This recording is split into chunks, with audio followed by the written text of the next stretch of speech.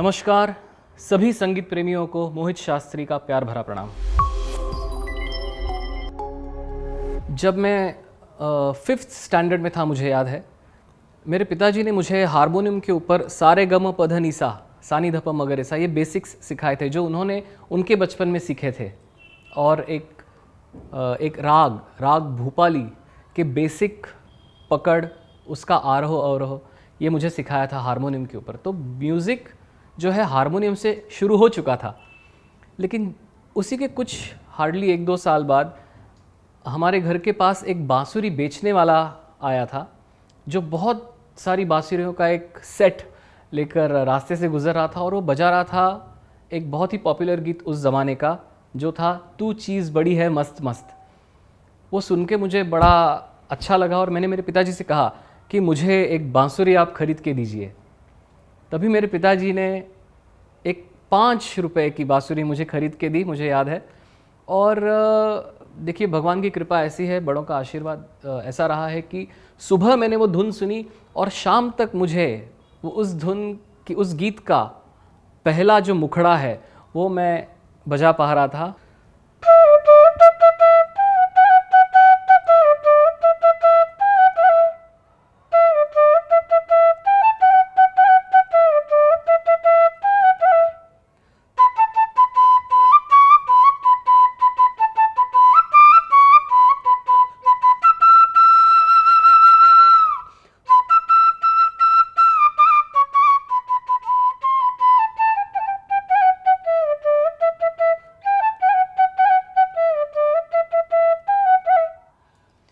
ये देखकर मेरे पिताजी और मेरे दादाजी, हम सब साथ ही में थे, तो उनको भी बड़ा आश्चर्य हुआ कि ये सुबह आज सिर्फ ही was like kind of struggling with the notes, and by evening he has been able to play the first the opening lines of this song. और मैं 8th स्टैंडर्ड में रहा होऊंगा, मुझे उन्होंने वहीं पर अंबरनाथ में श्री प्रभाकर आत्माराम परांजपे जी, जो मेरे पहले गुरु हैं संगीत के, उनके पास संगीत की शिक्षा लेने के लिए भेजा। और उनसे मैंने हिंदुस्तानी शास्त्रीय संगीत की शिक्षा लेना प्रारंभ किया। फिर क्या था, जो गीत मुझे पसंद थे, जो घर पे टेप रिकॉर्डर में बजते थे, जो मेरे पिताजी बजाया करते थे अक्सर और फिर मैं भी बजाया करता था, उनको अपनी बांसुरी पर कैसे बजाऊं, इसके पीछे मैं लग गया था। और कुछ मेरे पसंदीदा गीत, जैसे मेरे सपनों की रानी कब आएगी तू, और फिर ज़िंदगी के सफ़र में गुजर जाते हैं जो मकाम, ऐसे कुछ गीत मैं फ्लूट पर ट्राई करने लग गया था। और एक हद तक उसमें मुझे सफलता भी मिल रही थी। मैं ऐसा नहीं कहूँगा कि मैं बिल्कुल एक पंडित की तरह बजाने लग गया था, नहीं, वो तो आज भी नहीं बजाता हूँ मैं। लेकिन भगवान की कृपा ऐसी है कि उस गीत के पहले कुछ सुर हैं, वो सुन के कोई भी पहचान लेता था कि हाँ, ये भाई यही गीत बजा रहा है। मुझे सुर सुन के पता चल जाते थे कि मान लीजिए अगर कोई सा बता दिया गया है, तो उसके बाद जो सुर बजते थे वो मुझे सुन के नेचुरली पता चल जाते थे। अगर मैं ये आपको आज करके बताऊं तो शायद आपको आश्चर्य नहीं होगा, लेकिन जब मेरी उम्र 12-13 के करीब थी, तभी भी मैं ये कर पा रहा था, सुन के सुर पहचानना। तो ये मैं एक बड़ी गॉड गिफ्ट मानता हूँ। और यही, जैसे मैं बांसुरी पे ट्राई करता था, मैं हारमोनियम के ऊपर भी ट्राई करता था। ऐसे ही हाथ उंगलियां घुमाते घुमाते मैंने देखा कि कई बार एक साथ एक से ज़्यादा नोट्स बजाने से भी अच्छा लगता है। तो ऐसे कुछ कर करके कॉर्ड्स क्या होते हैं, इसका मुझे ज्ञान मिलते गया। एक बात मुझे याद आती है कि मैं सुर रिलेट कैसे करता था। तो जैसे कोई फेमस गाने हैं, जैसे ओ मेरे दिल के चैन, ये भी गाना मुझे बहुत पसंद था। तो उसमें जो एक म्यूज़िक आता है, मैं आपको म्यूज़िक बजा के बताता हूँ। अभी मैं इस पिकोलो, इस इंस्ट्रूमेंट को कहते हैं पिकोलो, इस पर मैं उस गीत का म्यूज़िक बजाता हूँ। तभी मैं हारमोनियम के ऊपर ट्राई करता था। तो मान लीजिए वो म्यूज़िक ऐसा है।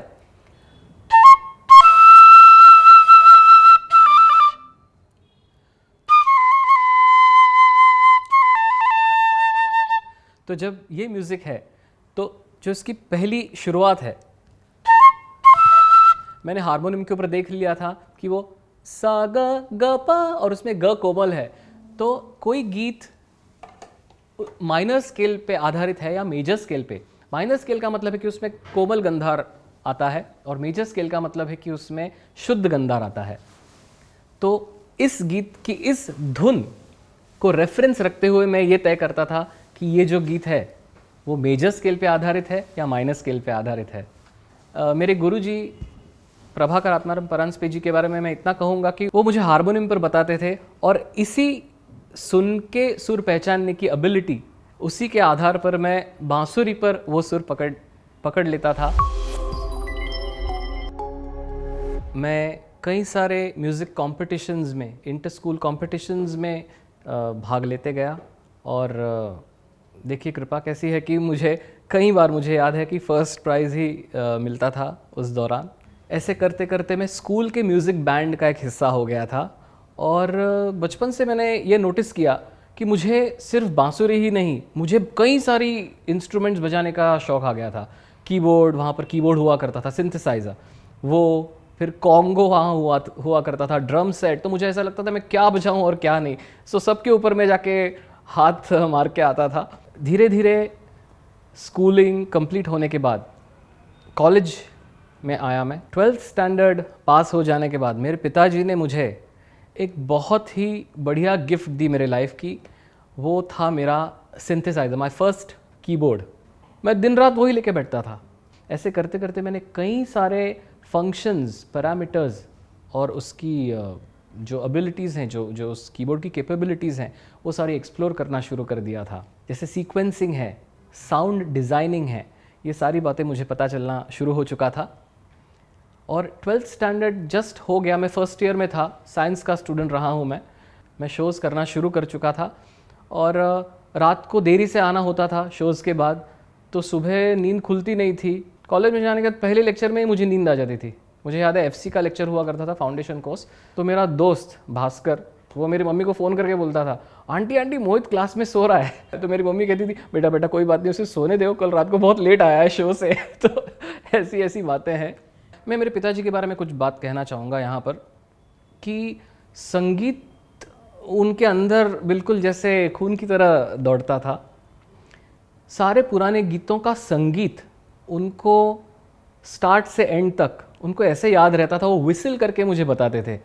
कोई लिस्ट आती थी किसी शो की, मान लीजिए कोई पुराने गीतों का शो है और उसकी लिस्ट आती थी, तो वो मुझे कहते थे, इसमें फ्लूट है, देख ऐसा पार्ट है उसमें फ्लूट का, सुन लेना, कर लेना ये तैयार, इस गाने में बांसुरी है, इस गाने में ये है, इसमें वायलिन्स है बहुत, इसमें ऐसे सब बताते थे मुझे। तो मुझे बहुत सपोर्ट रहा है उनका जो ज्ञान था इस विषय में, वो मेरे लिए एक आदर्श रहा है कि उनकी तरह मुझे गाने याद होने चाहिए, गानों का संगीत याद होना चाहिए।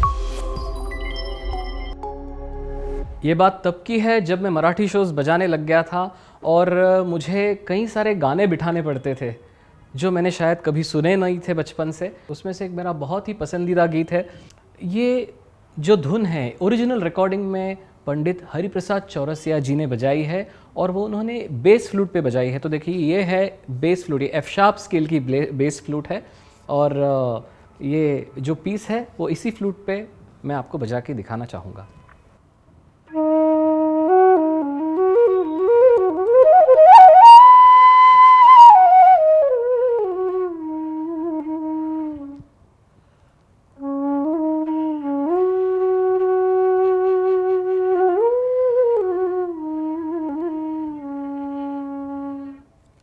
वैसे ही मुझे गुजराती शोज़ की भी ऑफ़र आती गई और गुजराती शोज़ भी मैंने कई सारे किए उस दौरान। तो मराठी और गुजराती शोज़ कर ही रहा था, फिर एक दिन अचानक एक हिंदी शो के लिए मुझे बुलाया गया। तो मुझे इतने गाने तो पता थे नहीं, लेकिन उस शो में हमारे इंडस्ट्री के एक बहुत ही प्रख्यात कीबोर्ड प्लेयर, सीनियर म्यूज़िशियन है जिनका नाम है नंदू केरकर जी। उन्होंने मुझे देखा और उन्होंने मुझे पूछा, मोहित क्या तू गाने तैयार करेगा, हिंदी गाने? मैंने कहा हाँ काका करूँगा, ये सब गाने तुझे करने हैं तैयार। तो मैंने देखा कि 2 कैसेट्स दी थी उन्होंने, तो मुझे लगभग 40 गाने तैयार करने पड़े थे। लेकिन मैंने सुन सुन के कुछ लिख के भी मैंने कर दिए थे और मैं नहीं जानता था कि उस रिहर्सल में मेरे साथ कितना बड़ा मुझे सरप्राइज़ मिलने वाला है। मैंने देखा, उस रिहर्सल में पहुंचा, सामने मेरे मनोरी सिंह, द ग्रेट मनोरी दा, सुराज साठे जी, वो थे उस रिहर्सल में और सभी दिग्गज म्यूजिशियंस थे और उनके बीच में मैं सबसे छोटा। उस प्रोसेस में ही मैं मनोहरी दास से बहुत कुछ सीख रहा था। उनके एक एक सुर का लगाव, वो नोटेशंस देखते थे और तुरंत बजाना शुरू कर देते थे। वो सैक्सोफोन ही नहीं, वो इंग्लिश फ्लूट जो कॉन्सर्ट फ्लूट है वो भी बजाते थे। उनको देख के ही और उनका वादन सुन के ही मैंने इंग्लिश फ्लूट जो ये कॉन्सर्ट फ्लूट है ये बजाना शुरू किया। और ये बजाना शुरू क्या किया, मैं तो उनको ही फॉलो करता था। जब मैंने ऐसी एक फ्लूट ली तो मैं घर पे आके मैं सोचता था कैसे बजाया जाएगा, तो मुझे आता नहीं था। मैंने मनोहरी दा को फ़ोन किया, उन्होंने उनके घर पर बुला लिया मुझे, घर पे आ जा। उनके कहने का, उन बात करने का एक तरीका अलग था। हाँ मोहित तू घर पे आ जा, ये देखिए एड्रेस है। तो मैं पहुंचा उनके घर पर और काफ़ी सारे टिप्स उन्होंने बताए मुझे फ्लूट के ऊपर कि ये ऐसे बजेगा वैसे बजेगा, और मैंने रियाज शुरू कर दिया। एक दिन ऐसा आया, मुझे गीत बजाना था आओ ना गले लगाओ ना। तो उसमें जो म्यूज़िक पीसेस हैं जो मनोहरी दा ने की फ्लूट पे बजाए हैं बहुत मतलब मुश्किल हैं, वो आसान नहीं है। लेकिन मैं घर से बिल्कुल घस के गया था ये सोच के कि मुझे रिहर्सल में मनोहरी दा को इम्प्रेस करना है, मेरे सामने वो रहने वाले मेरे गुरु हैं वो।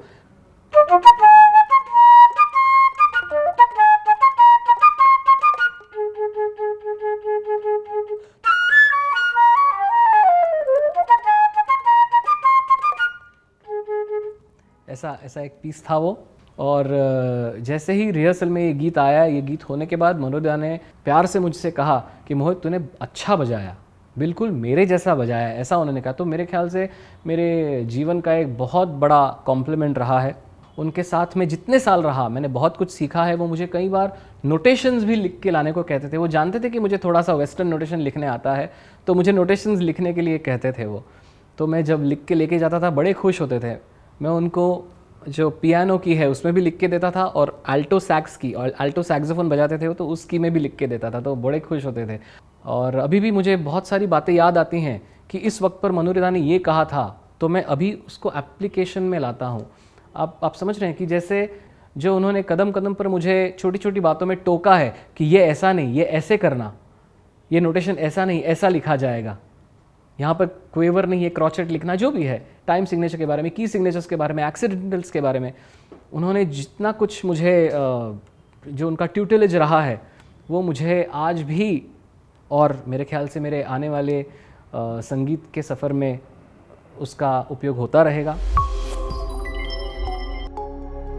अक्सर लोग मुझे पूछते हैं शो होने के बाद, मोहित जी इतनी सारे फ्लूट्स आपको क्यों लगते हैं? कोई बहुत बड़ी है, कोई बहुत छोटी है, कोई वाइट कलर की है, कोई सिल्वर है, आपको पता कैसे चलता है कि किस समय पर कौन सी फ्लूट बजानी है? इसका उत्तर मैं शॉर्ट में आपको देने का प्रयास करता हूँ। जो ये बड़ी वाली फ्लूट देख रहे हैं आप, इन बड़ी फ्लूट्स की जो विशेषता है वो ये है कि उनमें से हम खर्ज के सुर, जो नीचे सप्तक के सुर हैं, वो बजा सकते हैं। मैं थोड़ी सी झलक आपके सामने रखता हूँ।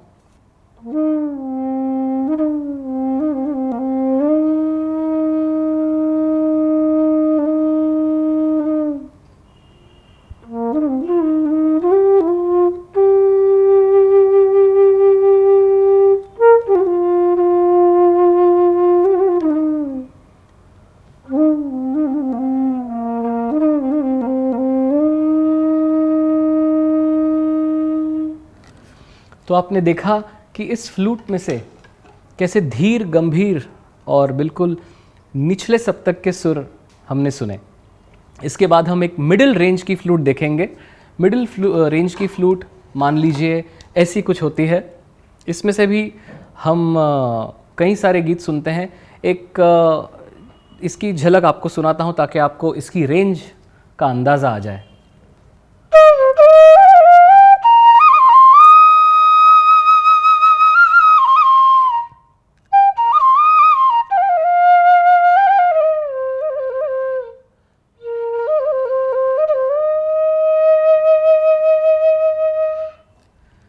तो आपने देखा कि ये जो है लो रेंज से ज़रा ऊपर है, थोड़ी सी ऊपर है, और जो थर्ड रेंज है वो बिल्कुल छोटी सी फ्लूट की है। जब हम कोई छोटी फ्लूट लेते हैं, मान लीजिए ऐसी फ्लूट, देखिए इसकी साइज़ देख लीजिए, मेरे ख्याल से एक स्पैन से जस्ट थोड़ी सी बड़ी है। इसमें हम तार सप्तक के सुर इस पर बजाए जाते हैं। मैं आपको छोटी सी झलक देता हूँ।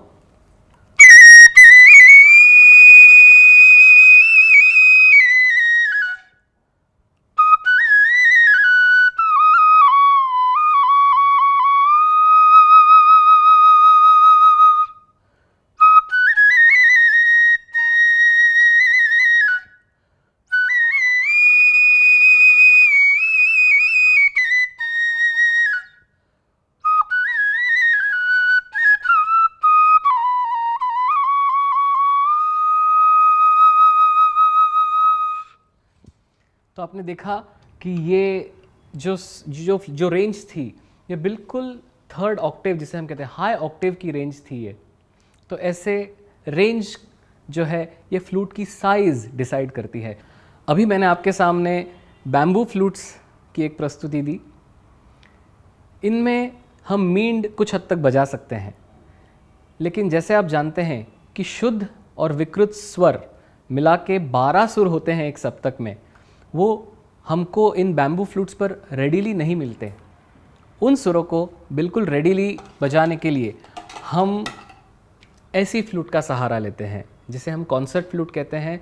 इसमें सुर जो हैं वो क्रोमैटिक तरीके से प्लेस्ड होते हैं। हर कोमल और तीव्र, मतलब जो भी जितने 12 सुर हैं, उन 12 के 12 सुरों के लिए एक अलग की है इसमें।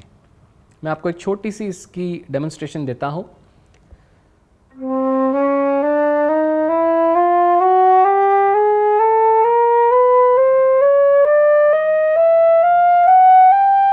देखा आपने, ये करीब करीब मैंने 1.5 ऑक्टेव या उससे थोड़ा सा ज़्यादा ही बजाया है।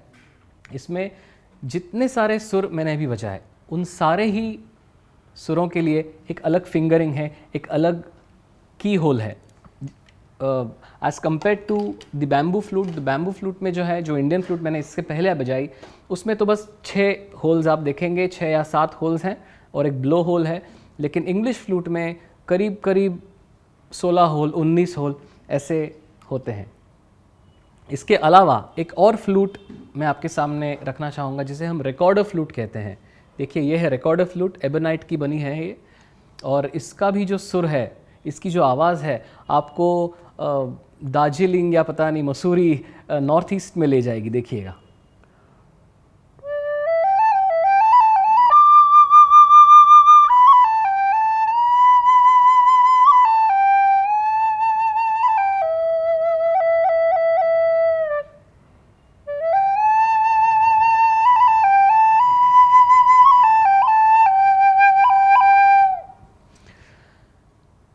तो ऐसे जो है अलग अलग रिक्वायरमेंट के हिसाब से मैं अलग अलग फ्लूट्स चुनता हूँ। मुझे आशा है कि आप ये सारी बातें समझ गए होंगे। अभी आपके लिए एक छोटी सी क्विज़ मैं रखता हूँ आपके सामने। मैं धुन बजाऊँगा अलग अलग फ्लूट्स पे और आपको कमेंट सेक्शन में बताना है कि ये धुन किस गीत की है। हम शुरू करते हैं बेस फ्लूट से।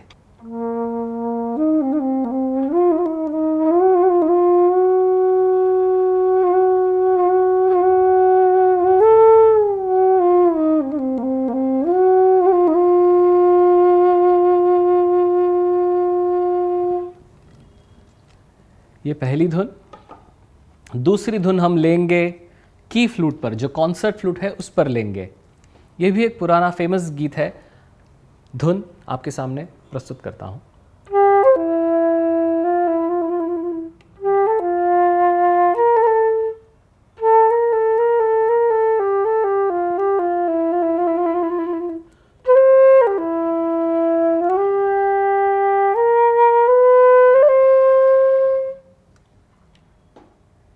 तीसरी धुन आपके सामने पेश करता हूं।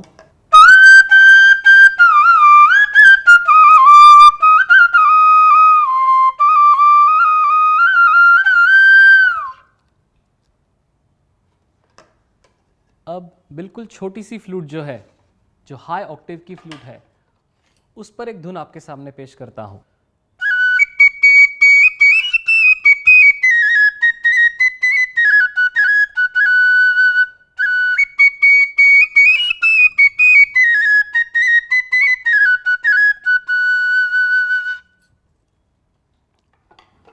अब आपके सामने पिकोलो पर एक धुन बजाता हूं।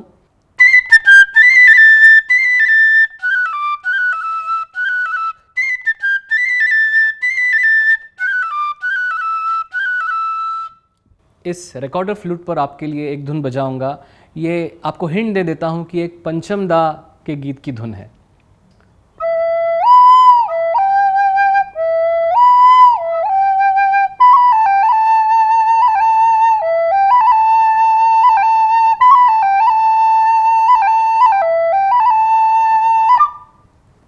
तो आपने गीत पहचान लिए होंगे ही। इसका उत्तर हमें कमेंट सेक्शन में अवश्य बताइएगा। मैंने हिंदी गीत तो आपके सामने बहुत सारे बजा दिए, अभी एक वेस्टर्न गीत की झलक आपको आपके सामने प्रस्तुत कर रहा हूँ। आशा करता हूँ कि आपको पसंद आए।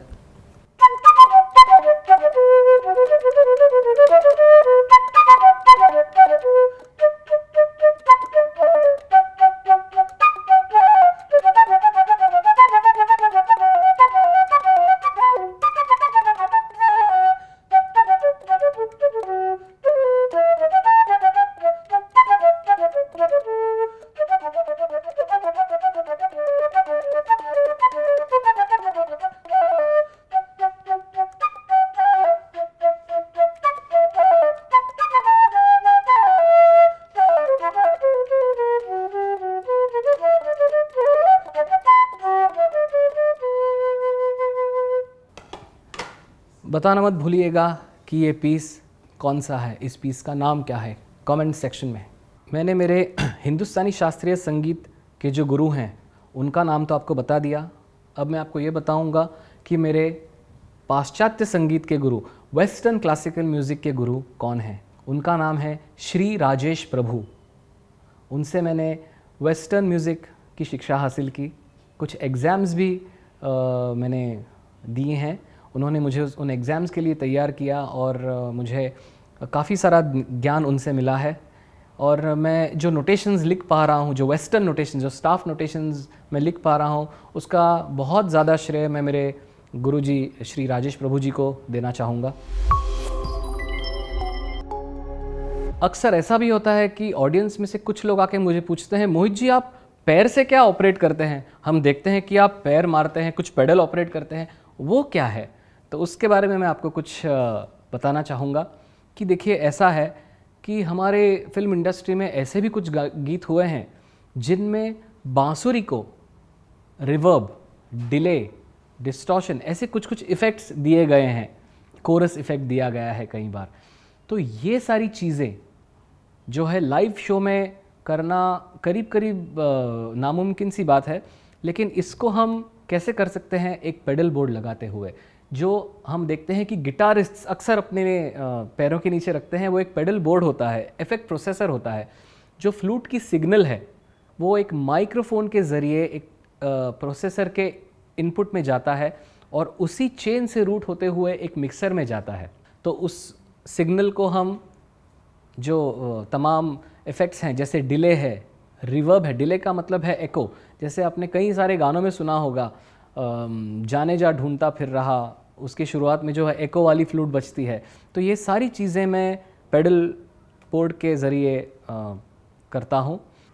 पेडल बोर्ड रखने की प्रेरणा मुझे किन से मिली? उनका नाम है दीपक साळस्कर जी, जो आज हमारे बीच नहीं है, लेकिन एक पुरानी याद है। एक शो में हम मिले थे और उन्होंने मुझसे कहा था, मोहित क्यों तुम ऐसे पेडल्स यूज़ नहीं करते, इफ़ेक्ट प्रोसेसर पेडल्स? तो मैंने तभी ज़्यादा ध्यान नहीं दिया, मैंने सोचा ठीक है, जब ज़रूरत पड़ेगी तब देख लेंगे। लेकिन इस सफ़र में मुझे ये रियलाइज़ होते गया कि ऐसे एक पेडल और ऐसे एक प्रोसेसर की ज़रूरत है मुझे।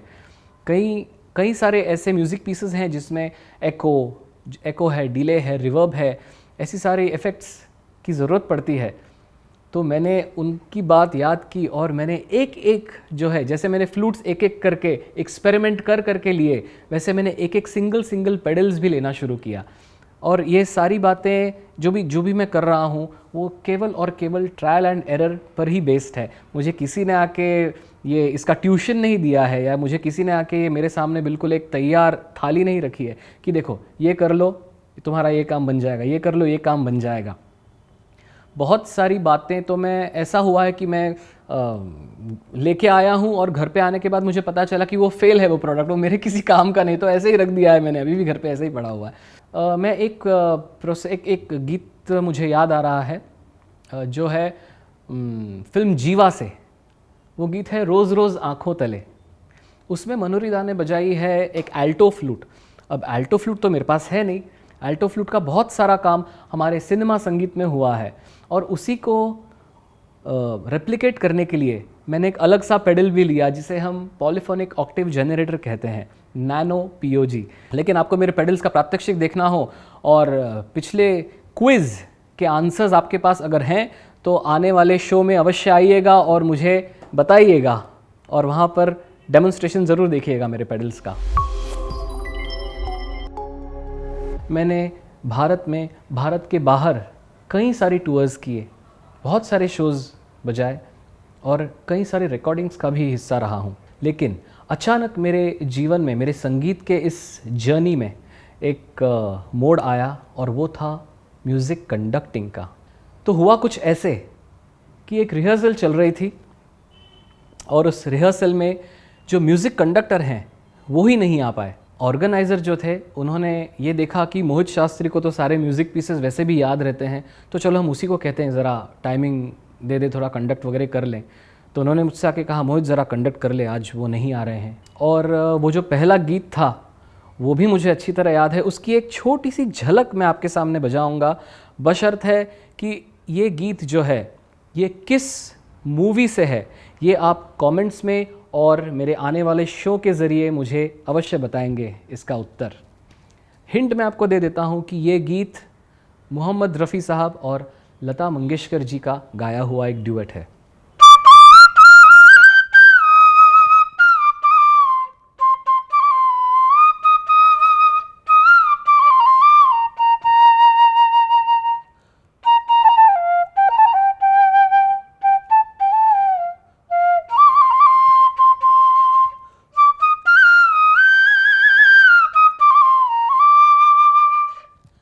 तो इस गीत से जो है मेरी एज अ म्यूज़िक कंडक्टर शुरुआत हो चुकी थी, भले रिहर्सल में ही सही। और सरप्राइजिंगली उस शो को भी मैंने ही कंडक्ट किया और तब से जो है एज अ म्यूज़िक कंडक्टर मेरी जर्नी शुरू हो चुकी थी। सिर्फ बांसुरी बजाने में और म्यूज़िक कंडक्टर का काम करने में काफ़ी अंतर है। लोग कई बार मुझे पूछते हैं कि इन दोनों में कोई फ़र्क आपको महसूस होता है क्या, तो मैं उसके बारे में कुछ बताना चाहूँगा आपको। जब मैं सिर्फ बांसुरी बजा रहा होता हूँ तो मेरा कंसंट्रेशन जो है केवल और केवल मुझे जो करना है, मेरा जो काम है बांसुरी बजाने का, वो सही सही हो जाए इसके ऊपर रहता है। लेकिन जब मैं म्यूज़िक कंडक्ट करने के लिए खड़ा होता हूँ तो मैं ही जानता हूँ कि मुझ पर कितना स्ट्रेस रहता है। मेरे काम के अलावा बाकी सबका भी काम मुझे सबसे पहले तो पता होना चाहिए और सही सही समय पर रिदम का कहाँ ब्रेक है, मैंडोलिन का पार्ट कहाँ आने वाला है, गिटार का पार्ट कहाँ आने वाला होता है, सैक्सोफोन कहाँ आने वाला होता है, रिदम चेंज कहाँ है, इंट्रोडक्शन एडलिब है तो उसको कैसे कंडक्ट किया जाता है, ये सारी छोटी छोटी बातें। इसके अलावा रूटीन ऑफ द सॉन्ग कि कौन सी लाइन एक बार है, कौन सी लाइन दो बार है, कहाँ पर सीधे साइन से क्रॉस में जाया जाता है, ये सारी बातों को डिटेल में जानना ज़रूरी हो जाता है। शोज़ चल रहे थे और जैसे मेरा संगीत में रिझाव तो था ही, लेकिन मैंने धीरे धीरे ये भी जाना कि मुझे लिरिक्स भी बहुत अच्छे लगने लगे हैं। और आनंद बख्शी जी और the great lyricist and music composer Ravindra Jain ji, इनसे मैं बहुत प्रभावित रहा हूँ, इनकी काव्य कुशलता से। लिरिक्स की वजह से हम गाने को और अच्छी तरह जान सकते हैं, गाने से और ज़्यादा अच्छी तरह जुड़ सकते हैं और इसका महत्व कंडक्टिंग में भी हमें मिलता है। हमारे एक बहुत अच्छे मित्र और एक बहुत अच्छे म्यूज़िक कंडक्टर रहे हैं आनंद सहस्त्रबुद्धे जी, जिनसे मैं बहुत कुछ सीखते रहता हूँ। अनिल मोहिले जी के शिष्य रहे हैं, तो उनको जो है सब क्रीम नॉलेज उनके पास है संगीत के बारे में, नोटेशंस के बारे में, अरेंजमेंट के बारे में। तो हम कई बार म्यूज़िक डिस्कशंस में ये डिस्कस करते हैं कि अरेंजमेंट में क्या होना चाहिए, कैसे कोई गाने की धुन बजाने के समय उसके लिरिक्स सामने रखने का क्या फ़ायदा होता है। रविंद्र जैन जी का ही लिखा हुआ और कंपोज किया हुआ मेरा एक मनपसंद गीत मैं आपके सामने प्रस्तुत करता हूँ।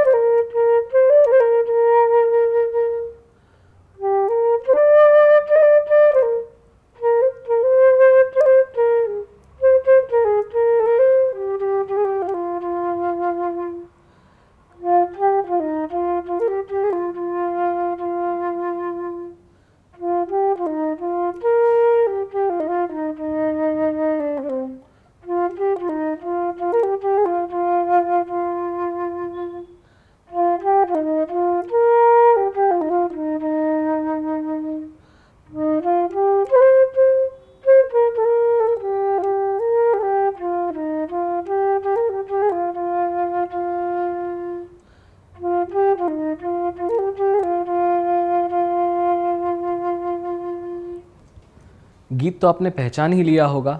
अब मुझे कमेंट्स के माध्यम से और शो में आकर ये बताइएगा कि ये गीत किस फिल्म का है और ये किस गायिका ने गाया है। एक और बात ये भी बताइएगा कि मैंने ये किस फ्लूट पर बजाया है। इस फ्लूट का नाम मैंने आपको थोड़ी देर पहले बताया ही है। अभी आनंद बख्शी साहब का एक लिखा हुआ गीत आपके सामने प्रस्तुत करूंगा।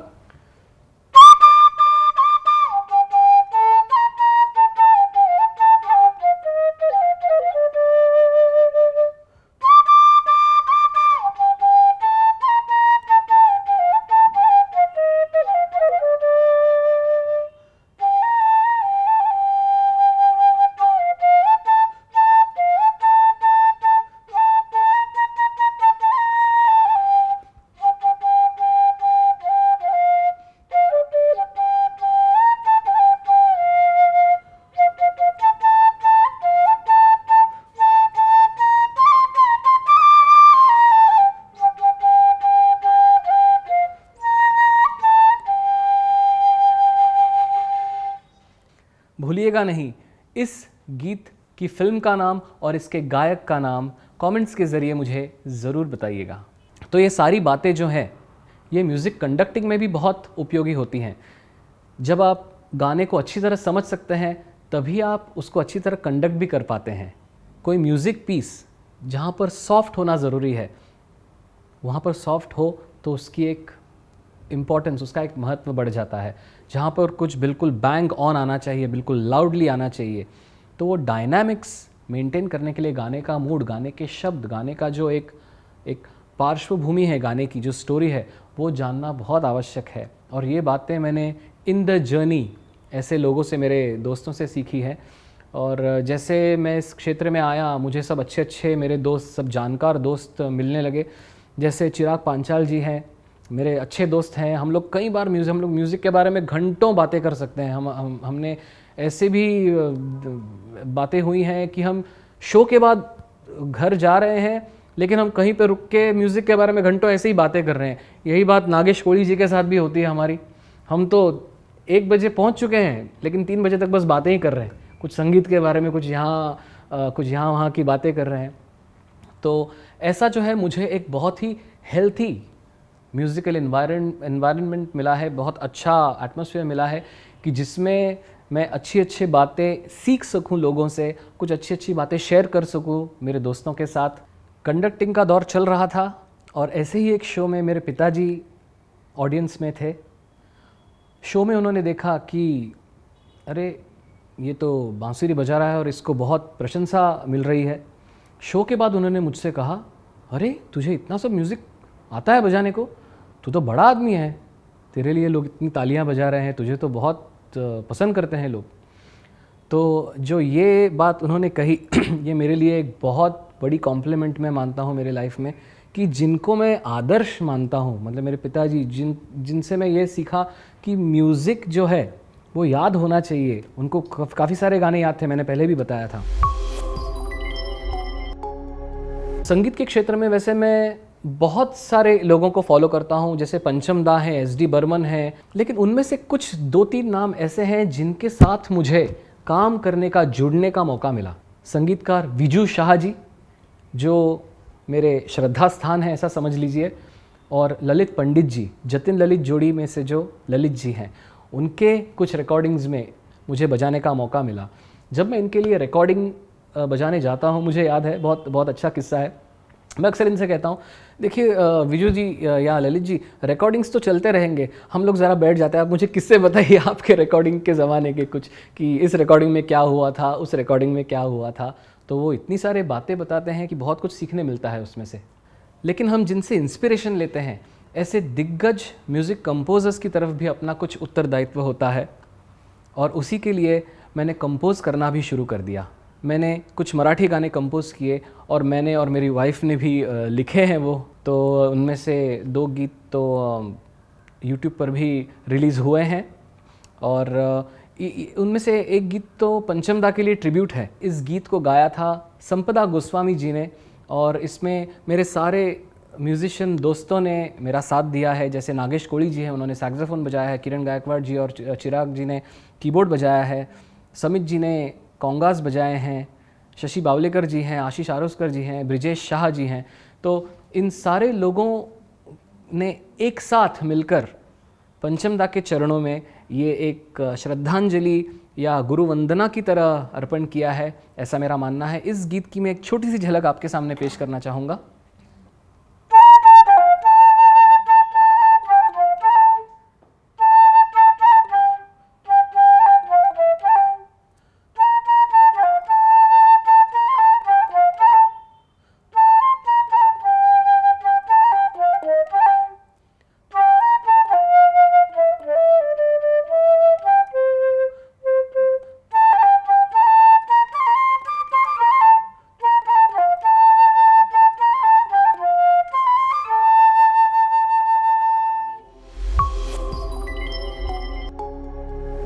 वंस मोर सबसे ज़्यादा कौन से म्यूज़िक पीस के लिए मुझे मिला है या पूछ रहे हैं?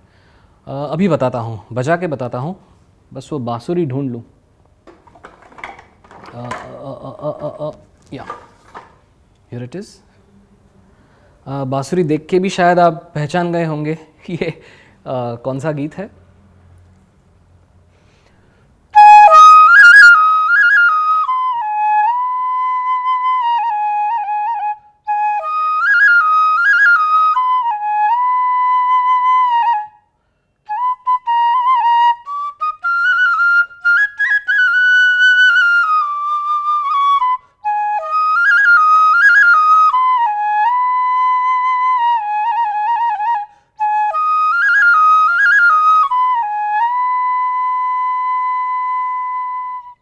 ये बताना भूलिएगा नहीं कि ये पीस कौन सा है, किस मूवी का है, कमेंट सेक्शन में। मुझे अक्सर ये भी सवाल लोग पूछते हैं कि पुराने और नए गीतों में आपको क्या फ़र्क नज़र आता है, आपकी क्या राय है इन दोनों जॉनर्स के बारे में। तो मैं इतना ही कहता हूँ कि क्योंकि हमारी कंडीशनिंग वैसे रही है कि हम बचपन से पुराना संगीत सुनते आ रहे हैं, तो कुछ न कुछ हमको उस गीत में ज़्यादा अच्छा लगता है। वो ये है कि वहाँ उस समय की सादगी, मैं ऐसा नहीं कहूँगा कि आज सादगी नहीं है, आज भी सादगी है डेफिनेटली, लेकिन पुराने संगीत में फॉर सम रीजंस मुझे वो इनोसेंस नज़र आता है।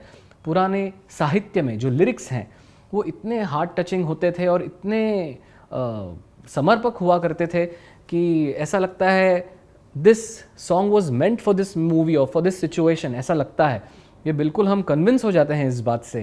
आजकल ये मिसिंग है ऐसा मैं नहीं कहूँगा, बस ये बात है कि हमारी कंडीशनिंग क्योंकि पुराने गीतों को लेकर ज़्यादा हुई है। I am a little biased towards, I am a little partial towards old songs. जो नया संगीत है वो बुरा नहीं है, वो अच्छा ही है और उसमें से भी आपको हीरे चुनने हैं और एक नए फ्यूचर की तरफ हम चलेंगे जहाँ पर कोई हमारे संगीत की तरफ उंगली ना उठा पाए। सब लोग ये कहे कि हाँ पुराना संगीत भी अच्छा था, नया संगीत और भी अच्छा है। जो एस्पायरिंग फ्लूट प्लेयर्स हैं, जो मुझे फॉलो करते हैं, जो मुझे गुरु मानने लगे हैं, उनके लिए मैं एक छोटा सा संदेश देना चाहूँगा कि आप उन्हें फॉलो कीजिए जिनको मैं फॉलो करता हूँ।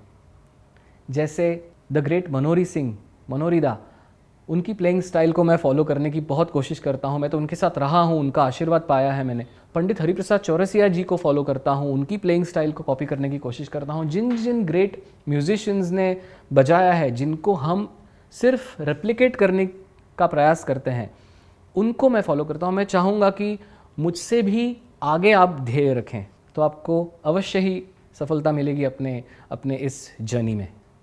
एक और बात जो मेरे मन में है आप सबके लिए, वो मैं शेयर करना चाहूँगा कि किसी भी कलाकार को हिट बनाना ये काम ऑडियंस का है। तो मैं ऑडियंस से बस इतना एक ऐसी छोटी विनती करना चाहूँगा, एक ऐसा अनुरोध करना चाहूँगा कि ऑडियंस आप अच्छे, मीडियोकर और अनएक्सेप्टेबल, इन तीनों चीज़ों में एक डिस्टिंक्शन, एक डिस्क्रिशन आप रखिएगा। ऐसा ना हो कि अनएक्सेप्टेबल काम को भी बिल्कुल हिट बना दिया जाए किसी दिन, कि जिसके कारण जो सचमुच डिज़र्विंग आर्टिस्ट्स हैं, जो सचमुच डिज़र्व करते हैं, उनको मौका ही ना मिले। अपने देश में टैलेंट की कोई कमी नहीं है, मगर कई सारे कलाकार हमारे गाँव में या फिर ऐसे कई जगहों पर छिपे बैठे हैं जो हम तक पहुंच ही नहीं पा रहे हैं, जिन्हें कोई मीडिया कवरेज ही नहीं मिल रहा है। तो इनको प्रोत्साहन देने का काम, इनको इनकरेजमेंट देने का काम आप अवश्य कीजिएगा। तो मैं हमारे जानकार ऑडियंस के लिए बस इतना कहना चाहता हूँ कि आपका बहुत बहुत धन्यवाद। आप हमारे शोज़ में आते हैं, आते रहिएगा और अपना प्यार, अपने प्रेजेंस, अपने कमेंट्स, अपने लाइक्स, अपने शेयर्स के ज़रिए हम तक पहुँचाया कीजिएगा। मैं सभी ऑर्गेनाइजर्स, नमस्कार एंटरटेनमेंट, माधुरी आचार्य जी का बहुत बहुत धन्यवाद व्यक्त करता हूँ कि उन्होंने मुझे यहाँ पर बुलाया और आप सबसे रूबरू होने का एक मौका दिया। मैंने मेरी तरफ से तो बहुत कुछ इन्फॉर्मेशन शेयर करने की कोशिश की है, जो भी मेरे मन में आया वो मैंने आपके साथ शेयर किया है। अगर कोई बात रह गई हो या जिस बात के बारे में आप जानना चाहते हो उसको कमेंट्स सेक्शन में आप अवश्य लिखिएगा। अगली बार आपसे ज़रूर रूबरू होऊंगा जल्द ही आपके सारे सवालों का जवाब देने के लिए। तब तक के लिए नमस्कार।